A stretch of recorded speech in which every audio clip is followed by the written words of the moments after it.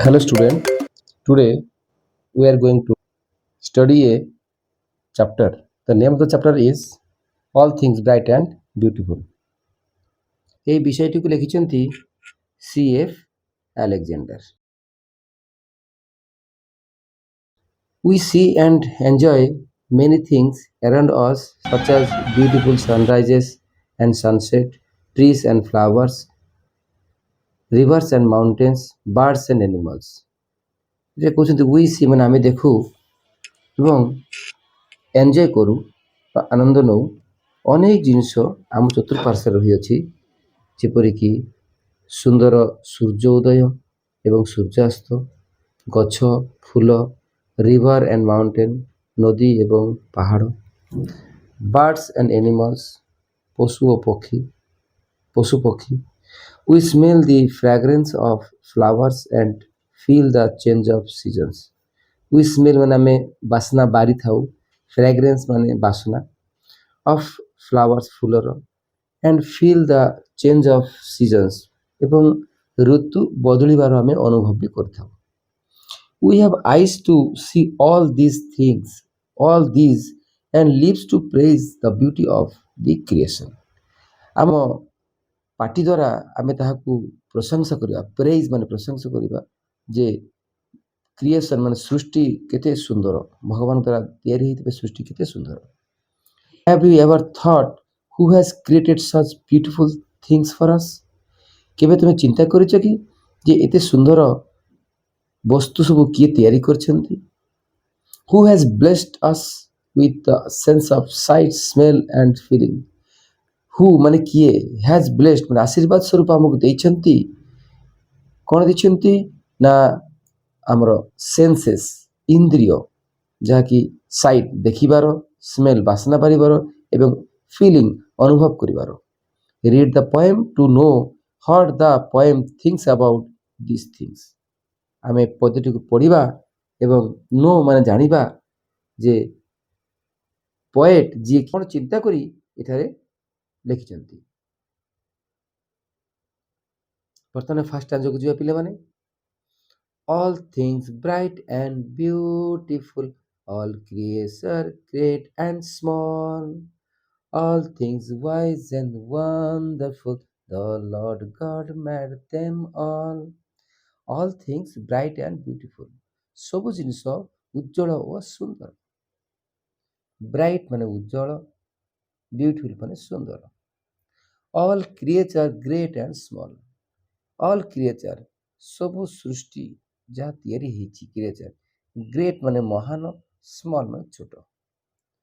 All things wise and wonderful, ସବୁ ଜିନିଷରେ ଭର୍ତ୍ତି ହେଇଛି ଜ୍ଞାନ ଏବଂ ଅଦ୍ଭୁତ. ୱାଇଜ୍ ମାନେ ଜ୍ଞାନ, ୱାଣ୍ଡରଫୁଲ ମାନେ ଅଦ୍ଭୁତ. The Lord God made them all. The Lord ମାନେ ଭଗବାନ, God ମାନେ ମଧ୍ୟ ଭଗବାନ, made ମାନେ ତିଆରି କରିଛନ୍ତି, them ମାନେ ତାଙ୍କୁ ମାନେ all ମାନେ ସବୁ. ସେ ସବୁକୁ ଭଗବାନ ନିଜେ ତିଆରି କରିଛନ୍ତି. So all things bright and beautiful, all creature great and small, all things wise and wonderful, the Lord God made them all. ବୁଝିପାରିଲ ପିଲେ? ଆମେ ନେକ୍ସଟ ଷ୍ଟାଞ୍ଜାକୁ ଯିବା ବର୍ତ୍ତମାନ. Each little flower that opens, each little bird that sings, he made their glowing colors, he made their tiny wings. Each little, ପ୍ରତ୍ୟେକ, each ମାନେ ପ୍ରତ୍ୟେକ, little ମାନେ ଛୋଟ, flower ମାନେ ଫୁଲ, that open ଯାହାକି ଫୁଟିଥାଏ. Each little birds, each ମାନେ ପ୍ରତ୍ୟେକ, little ମାନେ ଛୋଟ, birds ମାନେ ପକ୍ଷୀ, that sing ଯିଏକି ଗାଇଥାଏ. ଏ ଦୁଇଟା ଲାଇନରେ କହିବାର ଅର୍ଥ ହେଉଛି ପ୍ରତ୍ୟେକ ଫୁଟୁଥିବା ଫୁଲ ଏବଂ ପ୍ରତ୍ୟେକ ପକ୍ଷୀ ଯିଏକି ଗାଇଥାଏ. ହି ମେଡ୍ ଦେୟାର ଗ୍ଲୋଇଂ କଲର୍ସ, ହି ମାନେ ସେ, ମେଡ୍ ମାନେ ତିଆରି କରିଛନ୍ତି, ଦେୟାର ମାନେ ତାଙ୍କର, ଗ୍ଲୋଇଂ କଲର୍ସ ମାନେ ଚମକୁଥିବା ରଙ୍ଗ. କାହାର ଚମକୁଥିବା ରଙ୍ଗ? ଫୁଲର ଚମକୁଥିବା ରଙ୍ଗ ଏଠାରେ କୁହାଯାଇଛି. ହି ମେଡ୍ ଦେୟାର ଟାଇନି ୱିଙ୍ଗସ୍, ହି ମାନେ ସେ, ମେଡ୍ ମାନେ ତିଆରି କରିଛନ୍ତି, ଦେୟାର ମାନେ ତାଙ୍କର, ଟାଇନି ୱିଙ୍ଗସ୍ ମାନେ ଛୋଟ ପର. କାହାର ଛୋଟ ପର ସେ ତିଆରି କରିଛନ୍ତି?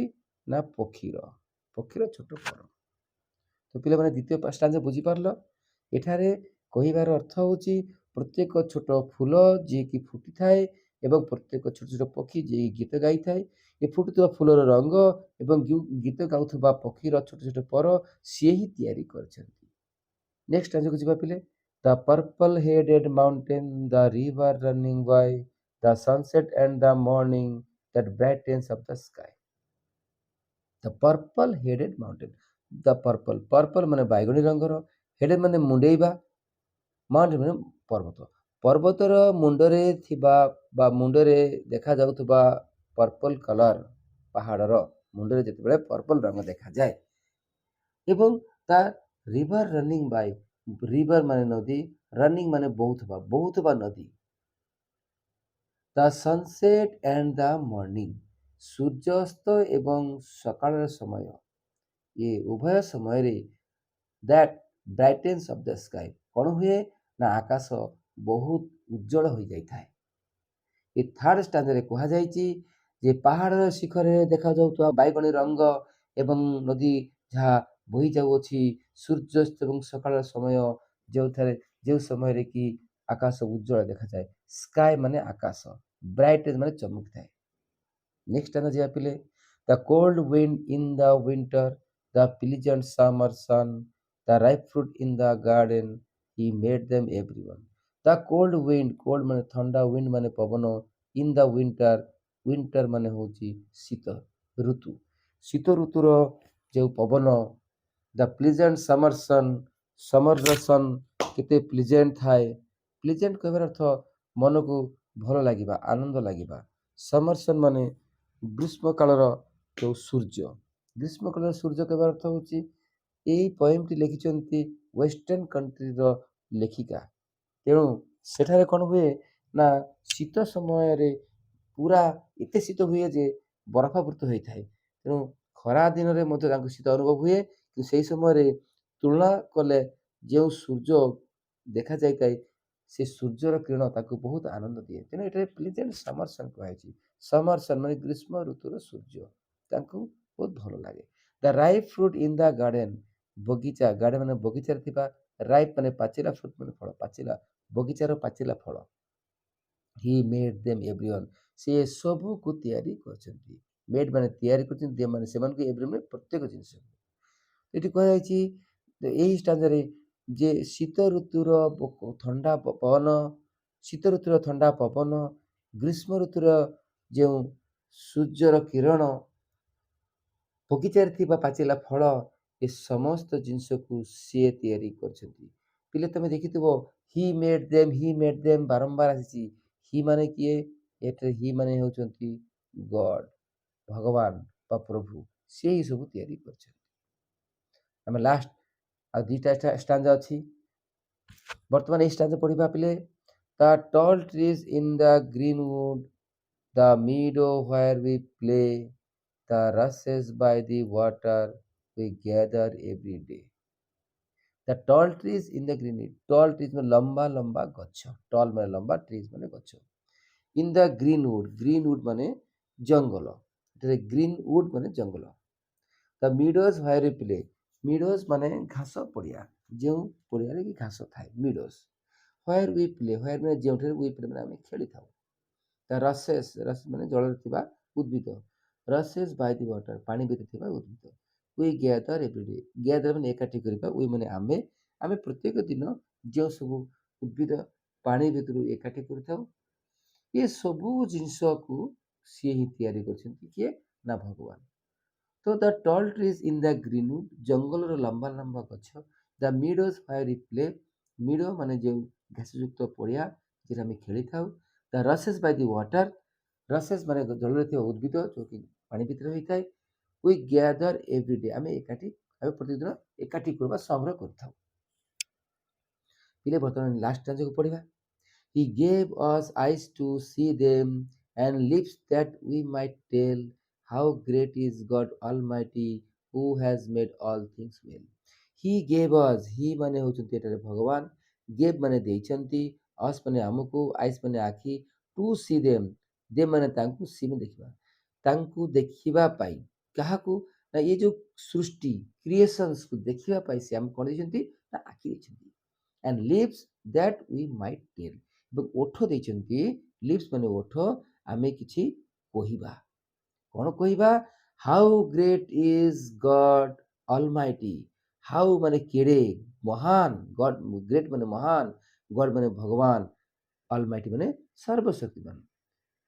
ହୁ has made all things well, ଯିଏ ପ୍ରତ୍ୟେକ ଜିନିଷକୁ, ହୁ ହ୍ୟାଜ୍ ଯିଏ, ହ୍ୟାଜ୍ ମେଡ୍ ତିଆରି କରିଛନ୍ତି, ଅଲ୍ ଥିଙ୍ଗସ୍ ୱେଲ୍ ସବୁ ଜିନିଷକୁ ଭଲ ଭାବରେ। ତ ଏଇ ଷ୍ଟାଣ୍ଡାର୍ଡ ଲାଷ୍ଟରେ କୁହାଯାଇଛି he has gave us eyes to see them, he has ମାନେ ଭଗବାନ ଆମକୁ ଦେଇଛନ୍ତି ଆଖି ତାଙ୍କୁ ଦେଖିବା ପାଇଁ, ଏଇ ଯେଉଁ ସୃଷ୍ଟି ଦେଖିବା ପାଇଁ, ଏବଂ ଓଠ ଦେଇଛନ୍ତି କହିବା ପାଇଁ। ତ କେଡ଼େ ମହାନ ସେଇ ଶକ୍ତି, ସର୍ବଶକ୍ତିମାନ ଭଗବାନ, ଯିଏକି ସବୁ ଜିନିଷକୁ ସୁନ୍ଦର ଭାବରେ ତିଆରି କରିଛନ୍ତି। ତ ପିଲେ ଏଇ ଥିଲା ଷ୍ଟାଞ୍ଜା। ବର୍ତ୍ତମାନ ଆମେ ଯିବା ପଏଟ୍ ବିଷୟ ଜାଣିବା। C.F. Alexander, Cecil Francis Alexander, who born in Dublin, Ireland in 1818. She is a famous rhyme writer and poet. She ପରେ ମହିଳା କୁହାଯାଇଛି। ସେ ଜଣେ ରାଇମ୍ ରାଇଟର, ରାଇମ୍ ମାନେ ଛନ୍ଦ ଲେଖକ ଏବଂ ପଏଟ୍ ମାନେ କବିତା ଲେଖନ୍ତି। ହର୍ ଫେମସ୍ ତାଙ୍କର ପ୍ରମୁଖ ଯେଉଁ କାର୍ଯ୍ୟକଳାପ ରହିଛି ଲେଖା, ସେ ଭିତରେ ରହିଛି rhymes for children, Christmas carol, once royal David city, verses for holy season. This poem is included in rhyme for children. ଏହା ପିଲାମାନଙ୍କର ଛନ୍ଦ ଲେଖା ଠାରୁ ଅଣା ହେଇଯାଇଛି। ତ ଇଏ ଥିଲା ପିଲେ ଆମର ପ୍ରଥମ ଅଧ୍ୟାୟ। ମୁଁ ଭାବୁଛି ତୁମେ ଭଲରେ ବୁଝିପାରିଥିବ। ତୁମକୁ ବୁଝିବାର କିଛି ଅସୁବିଧା ଥିଲେ ତୁମେ ମୋତେ କମେଣ୍ଟ କରିପାରିବ ବା ମୋତେ କଲ୍ ବି କରିପାରିବ।